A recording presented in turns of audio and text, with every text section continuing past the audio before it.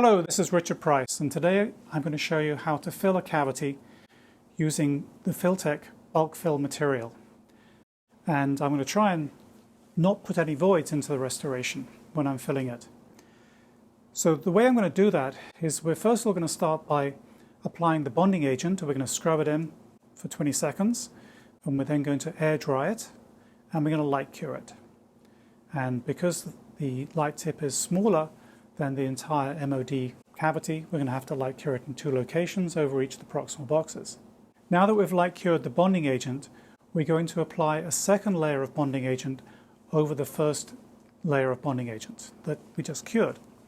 Now the important thing here is that this bonding agent, we're not going to cure it. We're just going to air dry it to evaporate the solvent. Now we'll be putting some flowable over that now. So into both of the proximal boxes, we're going to be putting some Filtech bulk fill flowable into each of the proximal boxes because it's a very deep cavity. So now, having filled up each of the proximal boxes with the flowable material, we're going to light cure that, and because the light tip is smaller than the cavity, we're going to light cure it over each of the boxes in turn. First doing one box and then doing the other. Now that we've light cured the flowable material, we're going to put a layer of bonding agent over the entire cavity again. And this time again, we're not going to light cure it. Now at this point, we've got flowable material in, and we've got some uncured adhesive on top of the flowable material. We're now going to pack in the Filtech 1 bulk fill material on top of it. So we're going to fill up the entire cavity now with Filtech 1 bulk fill.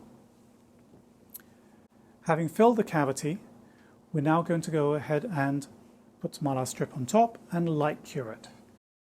In addition to light curing it from the top, we're also going to light cure it from the sides. And if you look at the sides, you can see how the light is penetrating through the side of the mold and into the composite resin. So I always like to light cure my MOD restorations from both the buccal and lingual, as well as doing it from the occlusal. Now when I open up the mold, you can see there are no voids or holes in the composite, and you can also see there are no nit lines there. But to make it easier for you to see that, we're going to put it into some solvent. We're going to use some acetone for an hour, and then into a blue stain. The blue stain is just there so that you can see the voids or any nit lines. Now when we look at it, having taken it out of the blue stain, we can see there are actually no nit lines in this restoration. Yes, there are a few voids, but it's nowhere near as bad as this situation here, where you can see many nit lines between each of the increments of composite. Anyway, this is just one way in which you can reduce the number of nit lines and voids in a restoration by placing a layer of uncured adhesive in between the increments, or between each of the layers. And remember, you do not light cure it. I hope this video helps you to reduce the number of voids and gaps, nit lines in your restorations, and improve the quality of care that you deliver for your patients. Thank you very much for watching. Cheerio.